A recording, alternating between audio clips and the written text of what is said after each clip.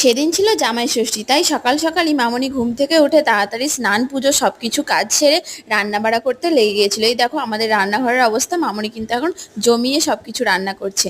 আর এইদিকে এসে গেছিল 2 হাঁড়ি দই আমার বাড়িতে, একটা যেটা এনেছিল মামনি তার জামাইয়ের জন্য, আর জামাইবাবু এনেছিল মামনির জন্য, মানে আমাদের সকলের জন্য। তো এই আমি সবারকার অপেক্ষা না করেই আগে নিজের মতো দই বেড়ে খেতে শুরু করে দিয়েছিলাম। তারপরে দিদি আর জামাইবাবু একটু বেলা করে এসেছিল, তাই জন্য ওদেরকে একটু মিষ্টি আর জল দিয়ে দিয়েছিলাম, কারণ ফলার করার মতন টাইম তখন ছিল না। আর আমার ফ্রিজটা দেখছো সব কিছু জামাই ষষ্ঠীর আয়োজনে ভরে গেছে। এই মিষ্টি এনেছিল দিদি আর এই মিষ্টিগুলো এনেছিল মামনি। তো মিষ্টি দই সব খাওয়ারে পুরো ভর্তি হয়ে গেছিলো ফ্রিজ আর রান্নাঘর। আর এইটা থালাটা আমি সাজিয়েছিলাম স্পেশালি আমার জামাইবাবুর জন্য। এখানে ছিল ভাত, লেবু, আলু ভাজা, পটল ভাজা, শুক্তো, ডাল, চিকেন, চাটনি, কারণ আমাদের বাড়ির জামাই মাছের থেকে চিকেন খেতে বেশি ভালোবাসে।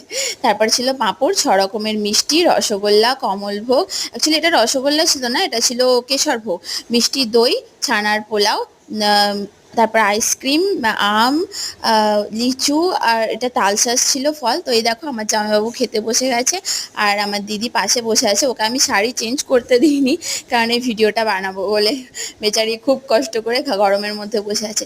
তারপর খাওয়া দাওয়া শেষের পর আমরা এখানে এই যে কোল্ড ড্রিঙ্কস নিয়েছিলাম, থামস আপ। তো দিদি আর আমি চিয়ার্স করছিলাম। চিয়ার্স করতে করতে এখানে দিদি মামনির জন্য যে শাড়ি এনেছিল, সরি জামাইবাবু মামনির জন্য যে শাড়ি এনেছিল, সেইটা এখানে দেখাচ্ছে। আর এই শাড়িটা আমার এত সুন্দর লেগেছে, খুব পছন্দ হয়েছে। তো মামনিকে আমি বলছিলাম যে আমি শাড়িটা তোমার আগে পরে নেবো।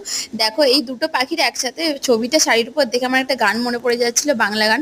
দুটো পাখি একই ডালে হাওয়াদের তালে তালে পাশাপাশি উড়ে চলে যাই। তারপরে আমি আর দিদি মামনি সবাই, মামনি তো আইসক্রিম খাবেই না, কারণ মামনি ঠান্ডা সহ্য করতে পারে না। তো দিদি আর আমি এরকম হাঁড়ির আইসক্রিমটা খেয়ে নিচ্ছিলাম, আর এটার টেস্টটা আমার খুব খুব ফেভারিট। তারপরে আরও একটা বক্সের আইসক্রিম খাচ্ছিলাম, ওটাও তোমাদের সাথে শেয়ার করছি। এই দেখো এই হোয়াইট কালারের বক্সের আইসক্রিম। তবে এইটা আমার খুব একটা ভালো লাগেনি, এই হাঁড়ির আইসক্রিমটা আমার সব থেকে বেশি ভালো লেগেছিলো, দারুণ খেতে ছিল। এই টেস্টটা অনেক ভালো ছিল হাঁড়ির আইসক্রিমটা। তারপরে হচ্ছে আমার আবার গলাটা ধরেছে, আমার খুব কাশি হচ্ছে এই আইসক্রিম খেয়ে খেয়েই। তোমরা প্লিজ আমার ভয়েসটার জন্য কিছু মনে করো না।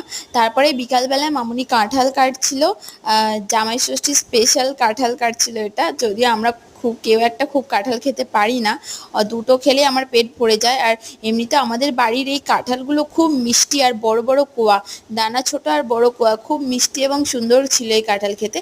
তো কাঁঠাল ছাড়িয়ে নেওয়া হচ্ছিল, দিদি, আমি, দাদা ভাই মানে আমার জামাইবাবু, আমার বোনঝি, দিদির মেয়ে, মামুনি সবাই মিলে কাঁঠাল খাচ্ছিলাম। এটাই ছিল জামাই ষষ্ঠী স্পেশাল।